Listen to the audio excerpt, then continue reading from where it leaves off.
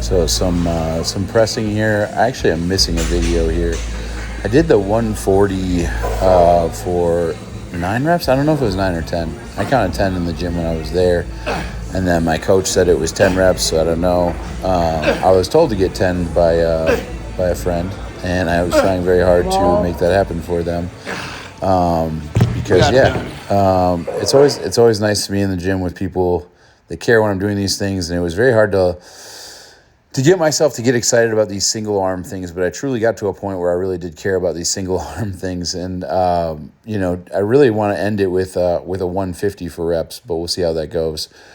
In the last video, I kind of got emotional in talking about some things, and I haven't revealed necessarily like what all went on, but a lot of people in my life know. But it's interesting because since then I've had a lot of ups and downs with my mental health in general, and just struggling. Somebody said to me today, your brain is not being very nice to you.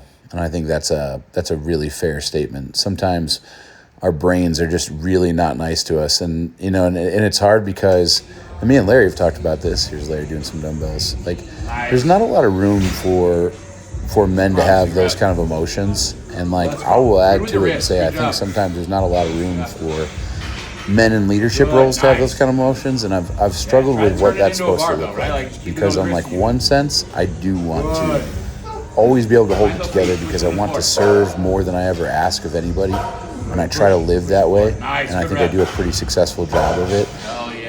But there's times when my brain is being very mean to me, and I need more, and it's hard.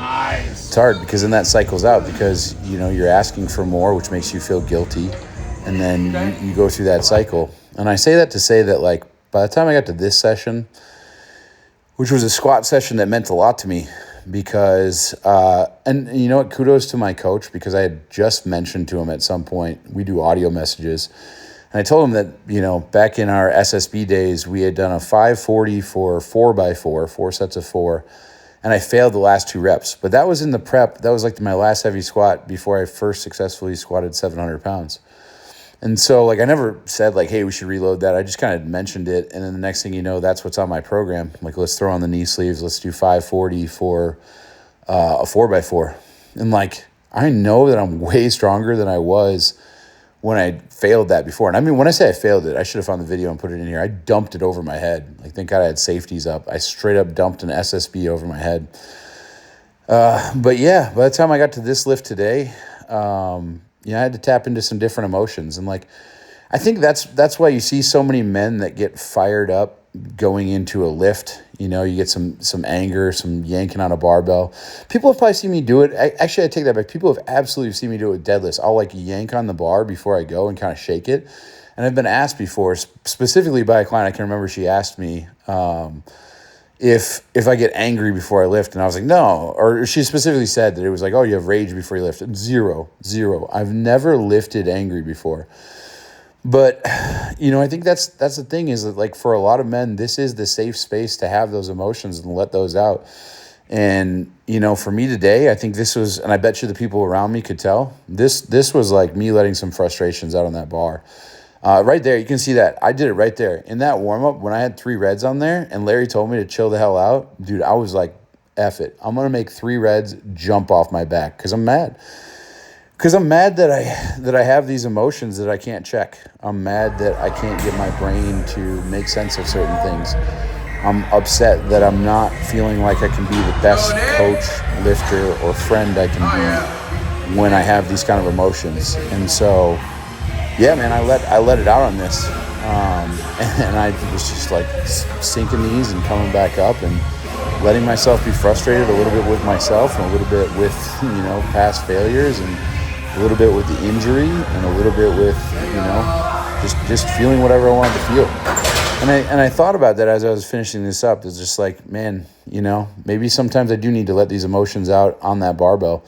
Partially because it was so productive. I mean, emotions aside, these sets went super well. I did 4 sets of 4 with 540 pounds on an SSB at a lighter body weight than I've been in a while. I'm 320 pounds or so right now, which is very light for me. The lightest I normally am is like 330 pounds.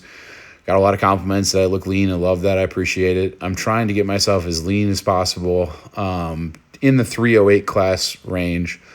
But yeah, I was super excited about these. I thought depth was super good. I'm not going to turn around and say, like, this is easy. It's still hard. You can see that SSP folds over at the top a little bit. That's a telltale sign that the weight is still hard. But yeah, man, I haven't had this level of control with that weight in the past, and that felt good. And right there, you can see it. Like, I'm throwing the bar up because I'm getting mad every time, every rep, and just letting some of that frustration with everything out.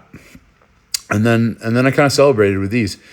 I'll admit, my coach put like 115 pounds or something, and I was like, just throwing reds on there. And just doing 2-second holds. I mean, this weight is nothing. This is more of a test of the bicep, and it felt good. I definitely had some very regular, normal, was told I would have soreness in my nerve in my forearm after doing this. Very, very mild, and it came later when I was driving. But yeah, it felt really good to do these again. This also shows us that, deadlift is going to be back on the table.